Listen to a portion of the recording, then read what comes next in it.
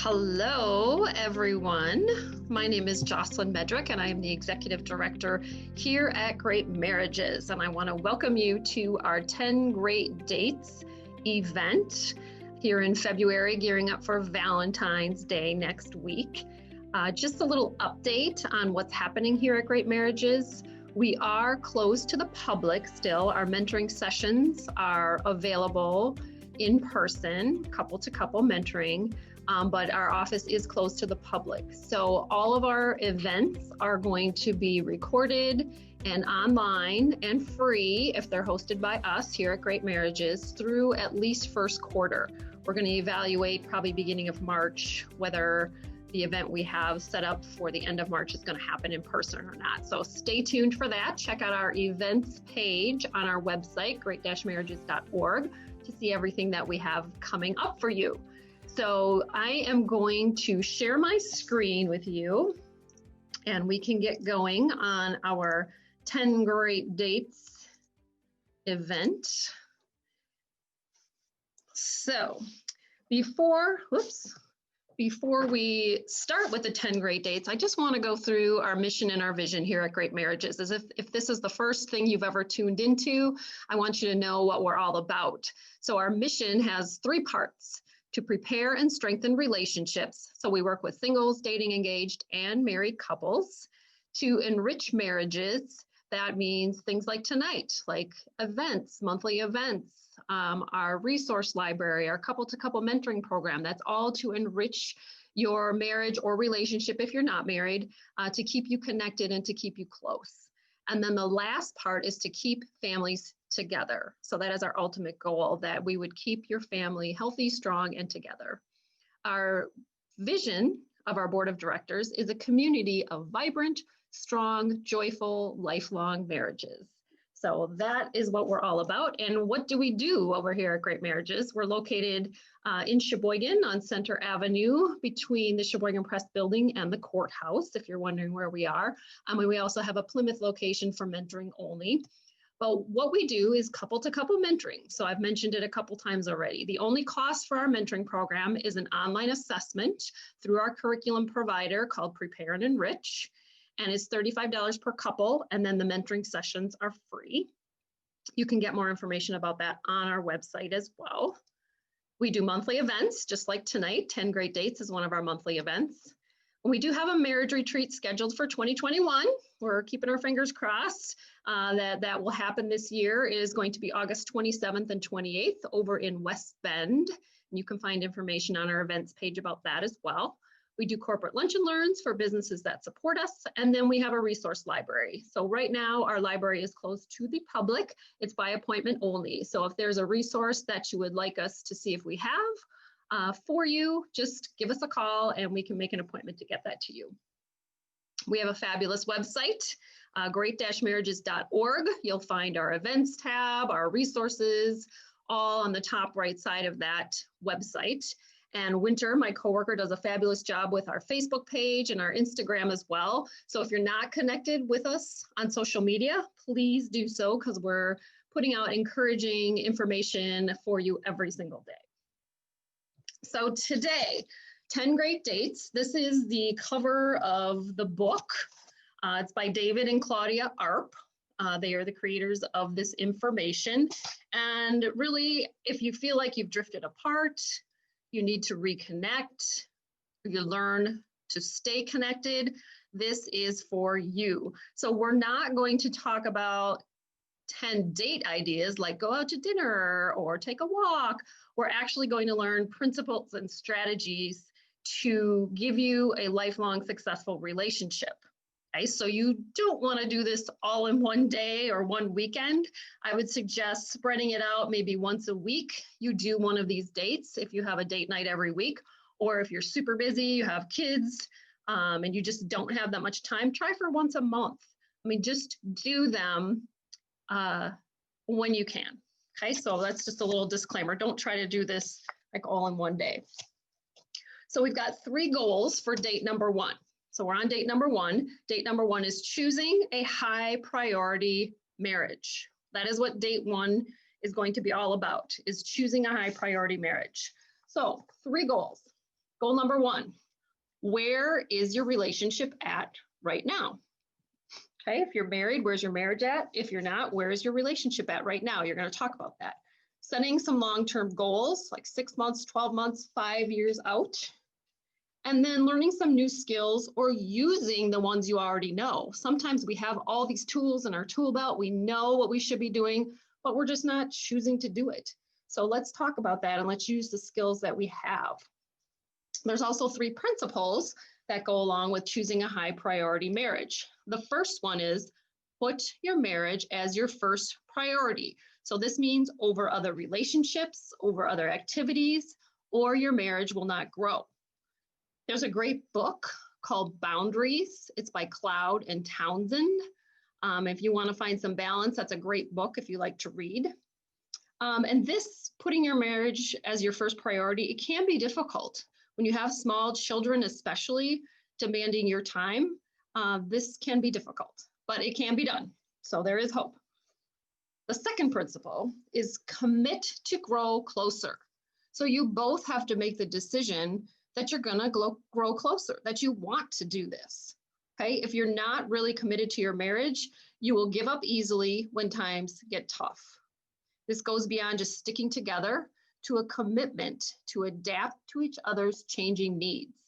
So if you've been married longer than a couple of years, or maybe it's happened for you within the first couple of years, you might say, you're not the person I married, you're not the same person, you're different.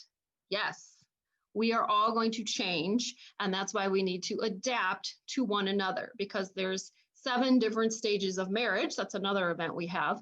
And through each of those stages, you're going to change. And you as a couple have to decide that you're going to adapt to those changes and accept each other for who you are. So we're going to continually adapt. We're going to adjust to maintain the same loving, alive relationship. And we want to be each other's best friend, the one person that you can always count on, right? Wouldn't that be wonderful that your spouse or your significant other, you know, is the one person you can always count on, that they're on your team, that they're on your side. The third principle is work at staying close. Did you see that? You have to work at staying close. Many things can push us apart. Some are overcommitment or maybe lack of sleep. If you have small children, those are a couple things that can push you apart. When you have a choice to make, ask yourself, will this action or attitude bring us closer together or put distance in our relationship? Okay, so if you have a choice to make, maybe it's taking a different job, something like that. Will this action bring you closer together, or will it put distance in your relationship? Because remember, this is choosing a high priority marriage. You're putting your marriage first. In a healthy, alive marriage, partners experience a unique oneness with each other through sexual union and are committed to growing in intimacy in all areas, enjoying one another completely. So you do have to make your intimacy a priority as well. And there's another date that focuses more on intimacy and sex a little bit later on, but it is part of choosing to make your marriage a priority. And the last thing about this third principle is you stay close through helping one another. So if you're serving one another and helping one another, that's going to make you feel closer to one another. So remember, marriage is a partnership, okay? We're still complete individuals. We still care about others. We care about our careers if we have one. We care about our family, our friends, but we must continually choose to put our marriage first. And some of you might be going, oh, but my kids, I have kids. Or if you're a blended family, this gets even trickier. I'm in a blended family myself. So if your spouse has kids and you have your own kids, you don't have any together, or maybe you have some together, this gets even trickier. So a little word of advice is your kids will wait while you make your marriage a priority, but your marriage won't wait until your kids grow up. You'll give up long before your kids are grown up if you're not working together on this. So your kids will wait for you to make your marriage a priority, but your marriage won't wait. I can't seem to get that sentence out. So make your marriage a priority.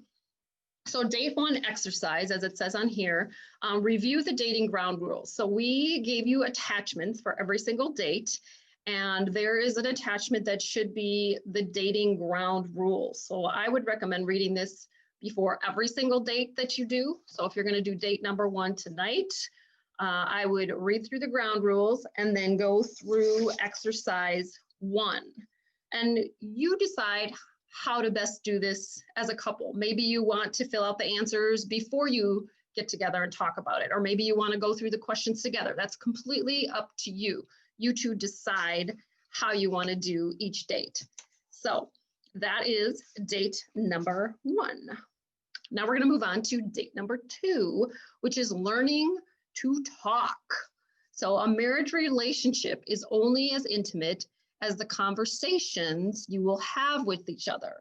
Words can help build an intimate relationship, or they can destroy the very foundations of your marriage. And I'm sure you've experienced this in the heat of a moment. If you're having an argument, you say something and you think, ooh, I probably shouldn't have said that, but you can't take it back. So you have to just be careful with your words.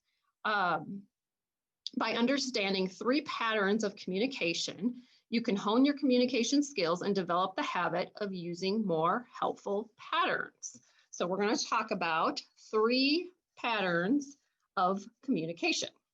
So the first one is learning to chatter. So chatter are surface conversations. Did you sleep well? Have you seen my car keys? What do you want to do for dinner? Chatter is a healthy part of a relationship, but when it's your predominant marital communication pattern, that's when problems can arise. So if you're only hitting the surface with each other and you have no intimate conversations or connections, that's going to become a problem, okay? The second part is confrontive. So this type hurts, okay? This is using you statements and why questions when we attack the other person without even realizing sometimes what we're doing. Why did you do that? Why don't you think before you speak? Those types of statements, they're hurtful and they're confrontive. So you can develop a statement that you both agree to respect. So maybe you come up with a word like red light if somebody is being confrontive and the other person is feeling hurt. You can come up with your own word that's a sign that you both agree to back off when that word is said. So that's something that you can try if you have this confrontive type of talk in your relationship. But you both have to agree to it and you both have to respect it. So we want you to agree to 2 different principles. Here's what they are. 1, we will not intentionally attack each other. You can attack a problem together, but you cannot attack each other. And the second one to agree to is we will not defend ourselves. Ooh, this is a hard one. Take the higher road and resist the desire to defend your position if you are being attacked. Not easy, okay? But if you agree to it and you practice it, it should become easier over time. Still working on this one. And the third pattern is companionate. So this is the meat and potatoes pattern for growing healthy, alive marriages or relationships. We can deepen our bond, become intimate, close companions, and resolve our differences. That's what being a companion is to someone else. It begins with a willingness to share our true self with our mate, being vulnerable by letting them know our most intimate thoughts and feelings. So how do you do this? How do you express feelings, both positive and negative? Typically, we can generalize and say that women are more emotional and talk more about their feelings. So if you are under that generalization, maybe in your relationship, you find that the female can do this easier than the male. Sometimes it's opposite, but generally we want to talk about our feelings more than the men do. So we have to work at this just like everything else. So how do you do this? How about using I statements? So let me tell you how I feel. I feel hurt. I feel alone. Or if you're doing well, I feel very happy right now. I feel appreciated. I feel loved. Don't just use this for the negative, also use it for the positive side. Notice it says express your feelings positive and negative. So use those I statements. So instead of saying, you hurt me, say, I feel hurt. And then you're not attacking the other person and you're not judging them. You're just expressing how you feel. So you want to express your inward feelings and emotions that reflect back on you and avoid attacking the other person. Feelings are neither right or wrong. They simply are feelings. Okay. Listen, don't attack. Listen for the total message, nonverbal, tone of voice, and the words actually spoken. So I can't remember the percentage, if it's like 80% of your communication is nonverbal, the way your expressions are, the way you look, can tell a person a lot, whether you're happy with them or you're not so happy with them at the moment. Ask when it says listen, don't attack, ask the person how they're feeling and then listen. Like you have to listen for the answer to do anything about it. Okay, so that's how to express your feelings, positive and negative. I statements, not you statements. Listen and don't attack. So the day 2 exercise is called sharing our true feelings.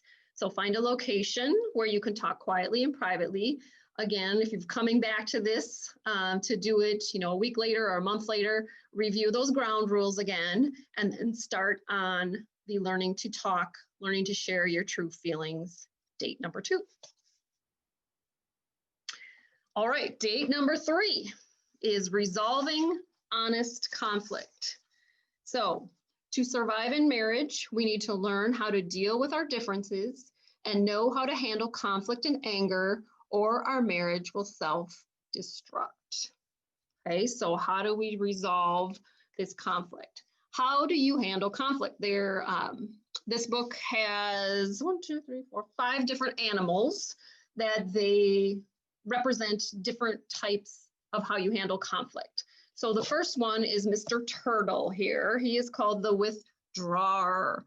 So if you have a spouse who withdraws, they might just go into their shell. They're not going to talk to you. They're withdrawing physically. Maybe they leave the room, they leave the house, or emotionally, where they just don't talk to you. And withdrawing hurts the relationship. It prevents you from finding a possible solution. Another term for this, if you've ever read any of John Gottman's materials, at the end of March, hopefully, our first in-person event is called 7 Principles for Making Marriage Work. And Dr. Gottman talks about stonewalling. If you're a stonewaller, it means you shut the other person out. You give them the silent treatment. You won't talk to them. So that's not going to be a good way to resolve conflict. Our second animal is our Mr. Skunk here. He is the attacker. This person likes to spray a verbal attack when he or she doesn't meet your expectations or when their sense of security is threatened. Skunks are masters of sarcasm and put downs. They focus on what the other person did or didn't do and do not take responsibility themselves. So if you see yourself as an attacker, that's not going to help you resolve your conflict. Next, the chameleon. The chameleon is called the yielder. So the yielder agrees with whatever opinions are being expressed. They have a desire to fit in that prevents them from expressing their real opinions. And this is oftentimes the mate that will leave after 25, 30 years of marriage. They decide, I'm done, I've given in too long, and they are out of there. So let's not be a chameleon. Let's learn how to resolve our conflicts. The owl, the intellectualizer, like the turtle, the owl avoids conflict, but uses different methods. So the owl will discuss on an intellectual level, but avoids feelings at all costs. The owls only deal with facts. So you're not going to get them to tell you about their feelings. They're going to state their case. They're going to state the facts, and that's it. So that's also not a healthy way to handle conflict. And the last one is Mr. Gorilla here. He is the winner. He has to win at all costs. Favorite weapons are manipulation and intimidation. Under their tough skin, they may be insecure and wanting to look good at all costs. wants to tell you what is wrong with everything and why they are right. So the gorilla has to be the winner. Okay, none of those are going to work. I mean, and you might have pieces of some of those in you. It might not just be one of those things, but the key to resolving conflict isn't the issue itself. It's developing a way to look at the issue from the same side. So a resource we like here at Great Marriages is called Love and Respect by Emerson and Sarah Eggerichs. And if you've watched any of those videos, you'll remember Emerson talking about this issue idea. What is the issue when the issue's not the issue, he says. The issue's not this, it was this underlying feeling or how that person made you feel. Usually for the man, they don't feel respect. For the woman, they don't feel love. So resolving conflict isn't probably not about the actual issue you're arguing about. It's just trying to figure out how to look at the issue from the same side and be a team about it. So either you're going to nurture a sense that you're working together against the problem, or you will operate as if you're working against each other. We don't want to do that. So they recommend 4 steps for resolving conflict. So the first one, what is the issue? So agree on what you're actually arguing about. And this is interesting to do. It's part of our mentoring program. When you actually, there's actually 10 steps in our mentoring program to resolve conflict. But the first thing is to agree on the issue. And sometimes it's hard to figure out what the actual issue is. So you want to, first of all, agree what the issue is and write it down. And you both want a solution. So write down the problem that you want to resolve. Just one thing. You've got to narrow it down to one thing. Then the second part is identify which one of you needs a solution and what the other's contribution is to the problem. So it's usually one person is having an issue with something, and maybe it's not feeling loved, but really you're arguing about something totally different. So you have to identify which one of you needs a solution and what is the other person's contribution to the problem. And then you're going to brainstorm possible solutions. Write them down. I think in the Prepare and Enrich, they want you to come up with 10 solutions. Sometimes it's really hard to come up with 10, but try to come up with, 3 to 5 solutions and write them down. And then select your plan of action. So look at your list of solutions and then choose one that you're both willing to try. Okay, you both have to agree, this is the one we're going to try, and then you have to try it. Now, if it doesn't work, go back to your list and try another one. Okay? And something to note here, you want to choose your timing wisely. When you're going to sit down and you're going to do this civilly, you cannot do this when you're angry. You should not do this late at night, like right before bed, or if one of you's hungry or angry, hangry, we like to call it. Don't do it then. And if you need professional help, that's okay. Go see a counselor, come through our mentoring program. It's okay to need help. Because as long as we're married or alive, we will face hard situations and have to make choices. The dullest marriages on earth are the ones where both spouses have decided to coexist and merely tolerate one another, no conflict, but then there's no intimacy either. So conflict actually is healthy in a relationship. It makes you grow and it makes you learn about the other person. So for date 3, again, if you're coming back to this, go through the rules, the dating ground rules, and then there's parts 1 through 4 on your exercise sheet for this date. Find a quiet place where you can talk privately, preferably away from the children if you have children in the house. So that would be date number 3 and how to resolve honest conflict. So let's move on to date number 4. Date number 4 is becoming an encourager. So we have 3 tips for becoming an encourager. The first one is look for the positive. It's so much easier to focus on the negative, but train yourself to concentrate on each other's strengths.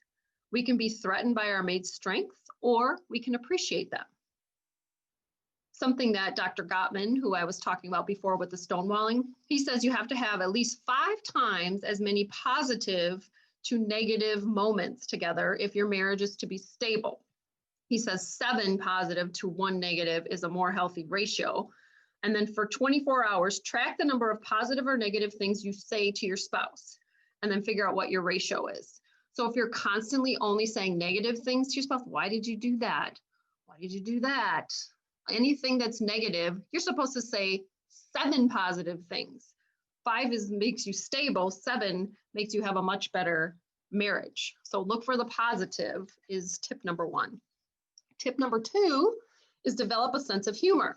So I don't know how many of you have laughed lately, but laughter dispels tension, and we definitely don't have enough laughter, especially throughout this last year with COVID, and now that it's just still hanging on there, we're still dealing with all this. So try to laugh together, try to have a sense of humor. It's good for your physical health and the health of your marriage. How can you develop a better sense of humor if you don't have one? Well, give yourself permission to be less than perfect. You perfectionists out there are like, no way, I can't do that. Yes, you can. It's difficult, but you can do it. So give yourself permission to be less than perfect. You can laugh at yourself if you do something wrong. Laugh with other people, don't laugh at other people. Cultivate humor. Read some jokes, watch some funny movies together. Just do something that makes you laugh. Get some funny friends. If you're not funny or you can't find a funny show, you got to know somebody who's funny. So develop your sense of humor and have some fun together. And the third tip is to give honest praise. So the word praise comes from the Latin word for worth. When we praise someone, you are valuing them. When you praise someone, be specific, be sincere, be vocal, be creative, write it out, give them some coupons, give them a gift for no reason. Just praise somebody either through your words or through an action. This should be one of the easiest and most fun dates. So please enjoy yourselves as you fill out the exercise sheet together on how to become more encouraging to one another. That would be the end of date number 4. So date number 5 is called Finding Unity in Diversity. So things that initially attract you to your mate could become an irritation to you later down the road. Ooh, fancy that. I'm sure nobody has ever experienced that, right? Differences can create tensions. So one person's weaknesses may be the other person's strength, but that can cause tension if you're not being a team and doing the other things that we've already talked about in the other dates. Allow each other to operate in your areas of strength and to not be threatened by the other. And you can build a great partnership if you do that. So we're going to talk about 6 continuums to consider. So you want to ask yourself, when I go through each one of these, ask yourselves, how can we compensate if you're the same, if you end up on the same continuum, how can you compensate for that? Or how can we balance if we are opposites? So let me just go to the first one so you'll see what I'm talking about. So are you feelings or are you facts oriented? Okay, if you're a feelings-oriented person, you're going to express your feelings and your emotions easily. You're going to clear the air if there's tension. You're going to desire to work through conflict. Relationship-oriented versus fact-oriented.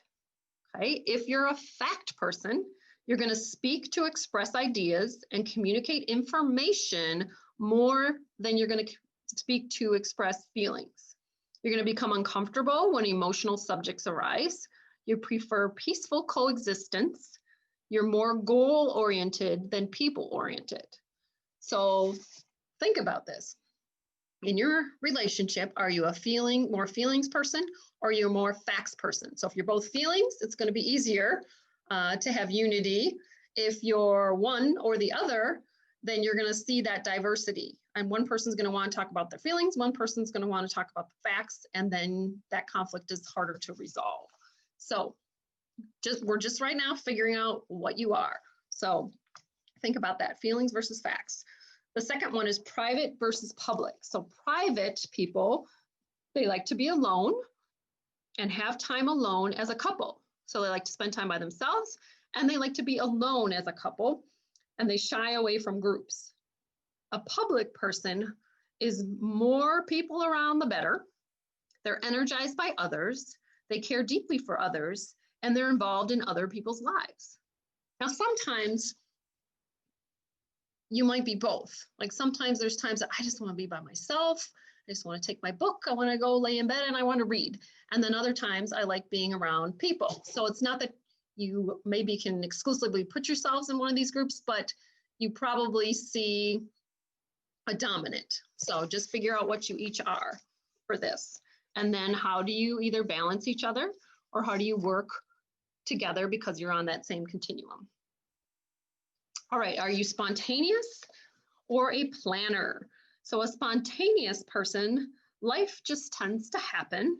You're unfettered by daily drudgery.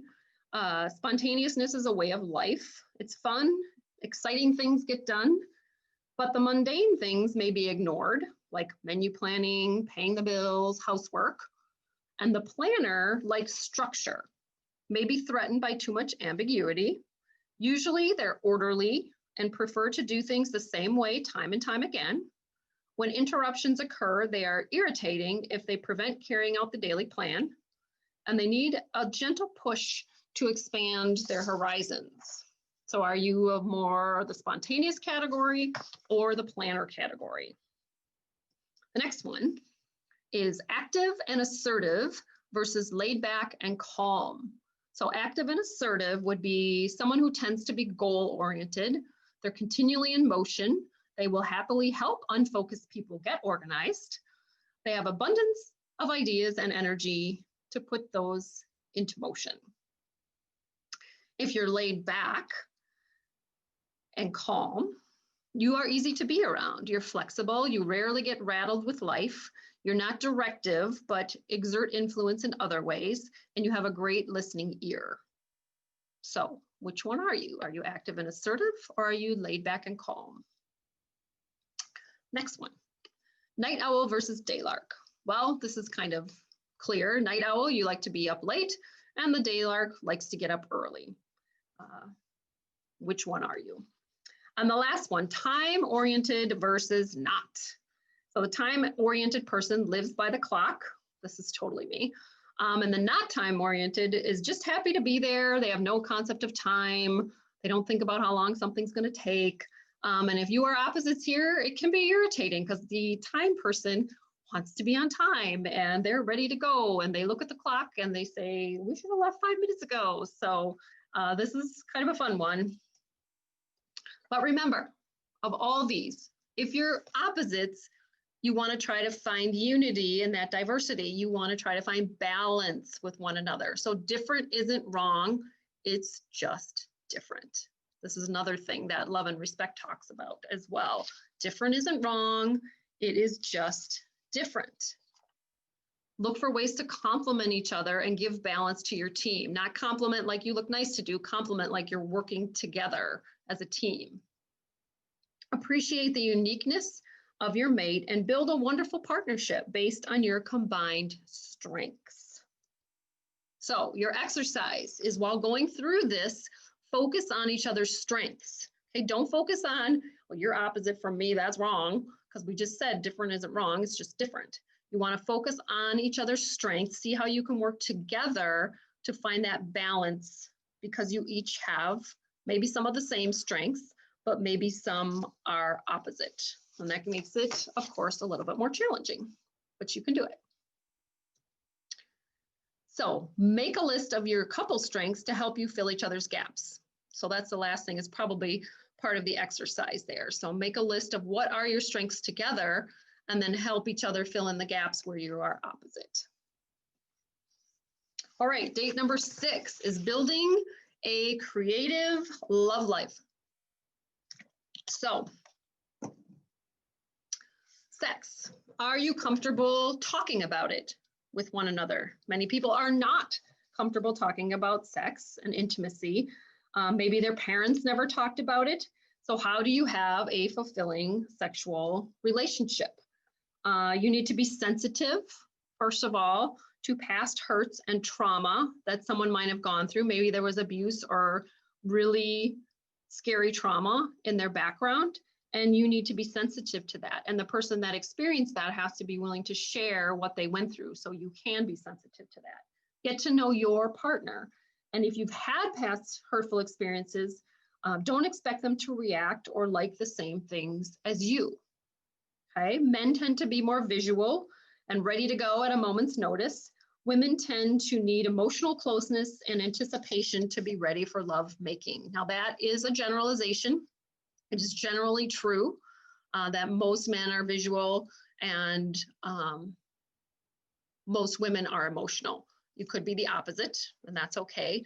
But generally speaking, women want to anticipate making love. They want to be treated with kindness and thoughtfulness, to feel that emotional love before they're ready to have sex. So that's just a generalization, but that is basically true for most people.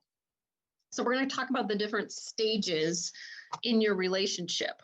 So when you're newlyweds, agree to talk openly about sex. This is the time to get to know one another. Talk about your fears, talk about your inhibitions. Agree to become explorers, to explore each other's bodies, discover what feels good and what doesn't. Become readers and learners, use books or go online for resources to help you discover new ways to make each other feel good. And I'm not talking about pornography here, because it's a whole different issue, can be very addictive, and is usually found to not be helpful to relationships. Learn to be other-centered. It's easy to become me-centered because you want your needs met and you want to feel good, but figure out the best way to please yourself. Figuring out that the best way to please yourself is to please your mate. Okay, when we focus on pleasing the other, we are less self-conscious. 20s and 30s. Psychologists tell us that the 2 times of greatest stress on a marriage are when you have toddlers and again when you have teens. So usually when you're 20s and 30s, people are sometimes now getting married a little bit later in their 30s. If you have babies and toddlers, that can be a really stressful time on your sexual relationship. If you have children or a stressful career and they're draining your energy, find time to talk about it and work on solutions. A fulfilling sexual relationship takes work, just like everything else in a relationship. Understanding what puts your partner in the mood and doing that for them is great. Take time to carve out without the kids. So just yourselves. Take an overnight alone now and then if you can. If you can't afford a babysitter or a night away, if you have family around, ask them if they'll take the kids even for a few hours or for an overnight so you can reconnect with one another. Late 30s and 40s, pass on positive attitudes about sex to your kids. Sex in marriage is wonderful. Don't neglect your sex life during this. If you have teenagers, you have to also be creative like you have when you have little kids. You need to find time for each other to keep your sexual relationship alive, but make sure that you're being sensitive to the other person's needs. Mark Gungor has a great illustration on number 1 key to incredible sex. There's 6 different steps to that. And we do have that DVD here in our office if you're interested in that. But it's all about being sensitive to the other person's needs. And one of the needs of most women is privacy. So, if the kid's right next door in their room, the wife might be a little more inhibited. So just be sensitive to one another.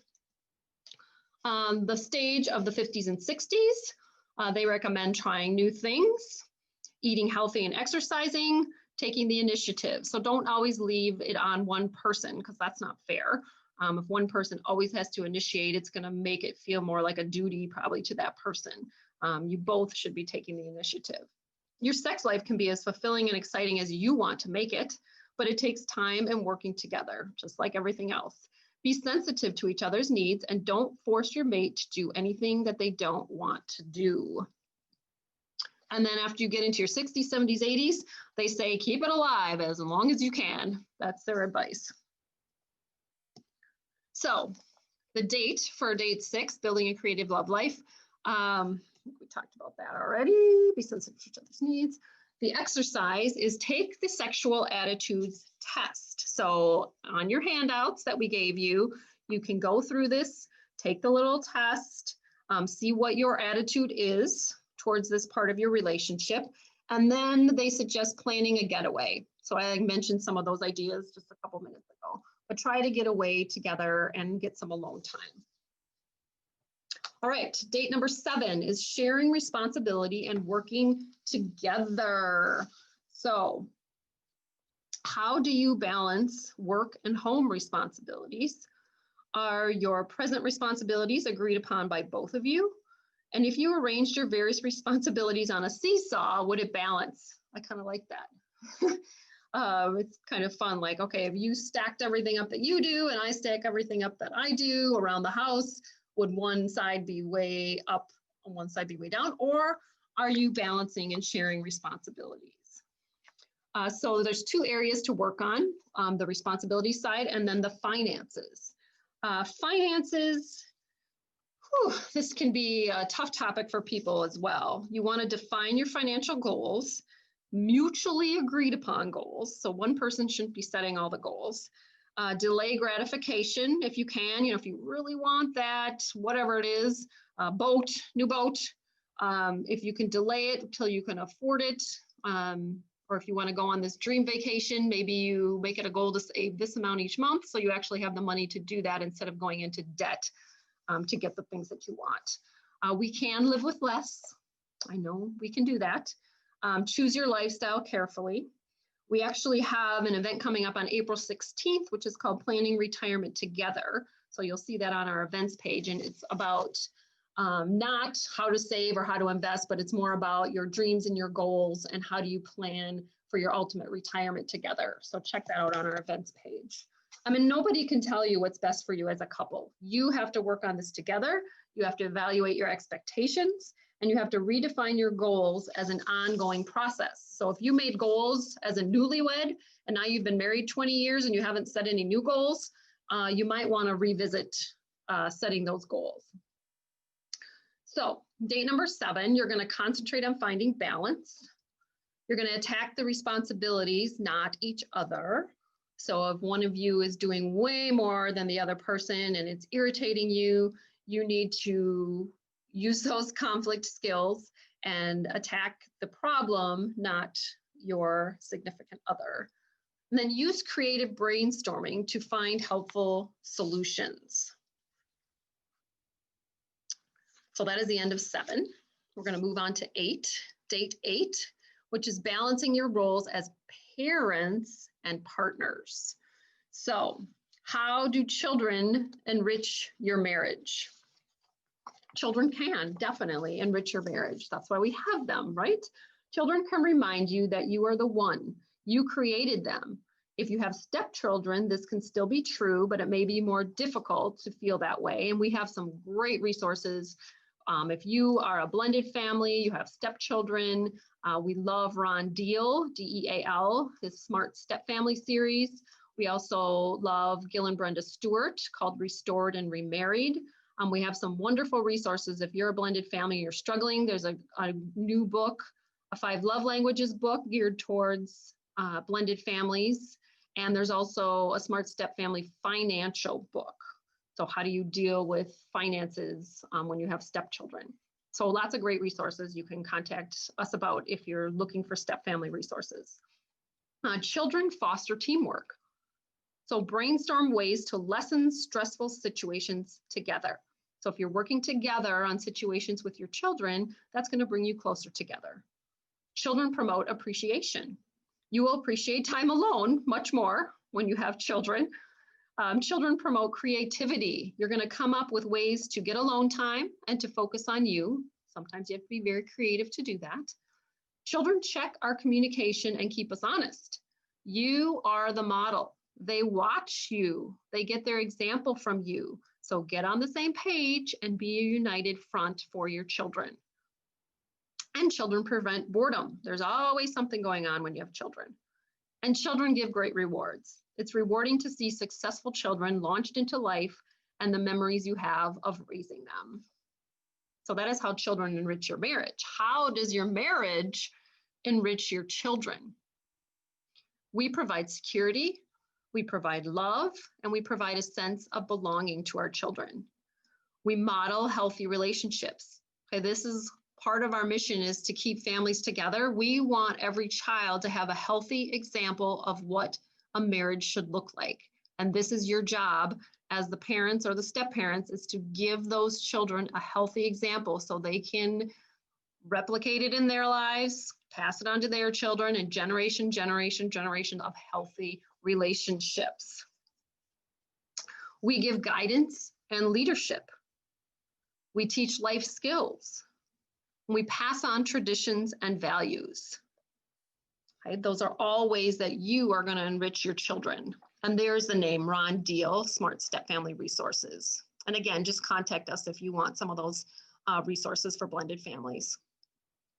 So date 8, remember, your children will grow up and leave home, but your spouse is there forever. Keep the focus on your marriage and how children affect your relationship. Remember, marriage is your first priority. Date number 9, we're getting to the end here. Spirituality, developing spiritual intimacy. What does that mean in marriage? Spirituality here, they define and they refer to as your core beliefs and how those beliefs affect who you are and what you do. Your core beliefs influence all dimensions of your life and are played out daily in the values you choose and the choices that you make. Okay, so it's important to understand your own belief system, which includes your values, your ethics, any religious beliefs you have, and then common bonds between you as a couple. These commonalities will form the foundation for your shared belief system and are the springboard for developing a spiritual dimension to your relationship. Attending religious services does not guarantee a spiritual intimacy. The key to satisfaction in spiritual intimacy is how you relate to one another. Your daily choices based on your selected values allows us to live out our spiritual intimacy. So find common bonds between you. These commonalities will form the, oh, I think I already said that. We already covered that one. Looks like I typed that out. So how do you do this? How do you live out this spiritual intimacy? 1, unconditional love and acceptance. You need to be forgiving and don't keep a record of wrongs. Not easy, but work towards that. Forgiveness. Forgiveness builds intimacy. A forgiving spirit helps us to be more compassionate. Prayer. Pray together. This promotes spiritual closeness.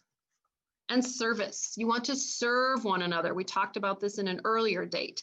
Serve each other, then try to serve others in need. So first, put your marriage as a priority and serve one another, and then serve others together. That is definitely going to bring you closer together.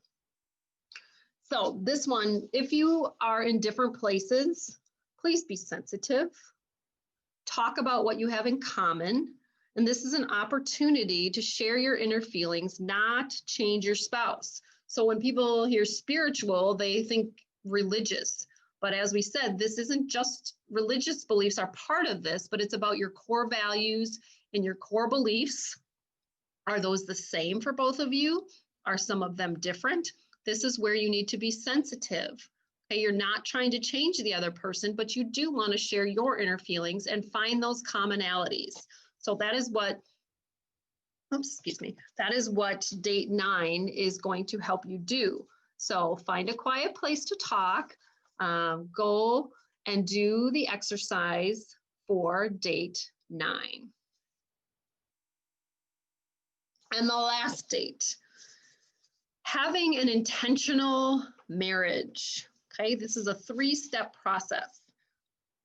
So the first step is to review your past expectations. Some expectations are realistic, some are not. That's true. Evaluate your, oops, no, I don't want to go there yet. The difference between your expectations and reality is frustration. Let me say that again. Let's say you have an expectation that your partner is going to do this and you get home and it's not done. So what's the difference between the expectation and the reality? This little middle ground here is called frustration. So you want to review your expectations. Some are realistic, like I said, some are not.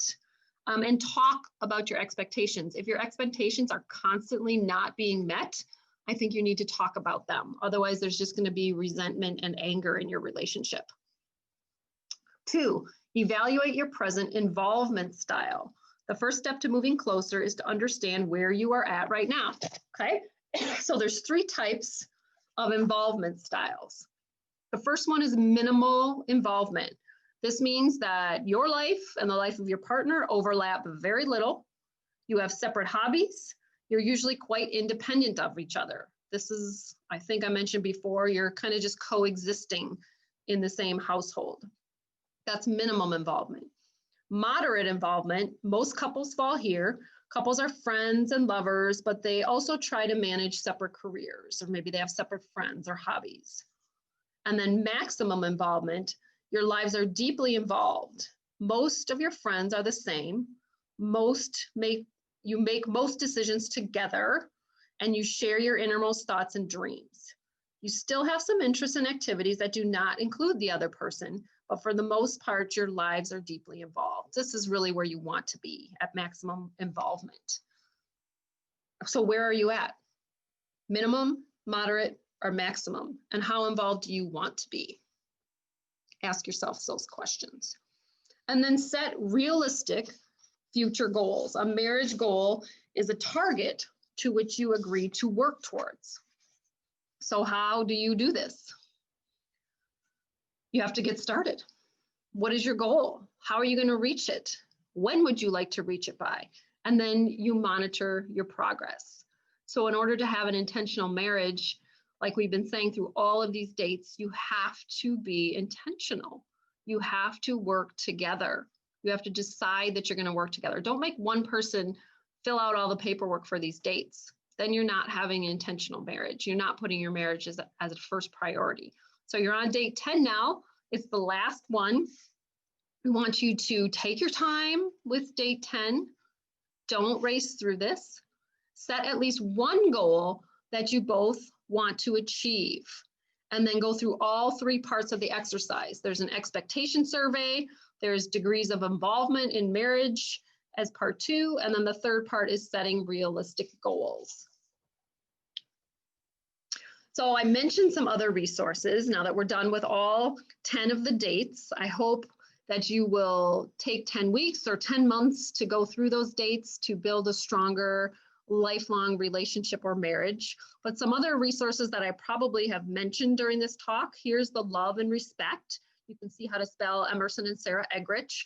Love this program, all about women needing love, men needing respect. Of course, we both need both of those things. Don't get them wrong, but men most deeply need respect. Women most deeply need love.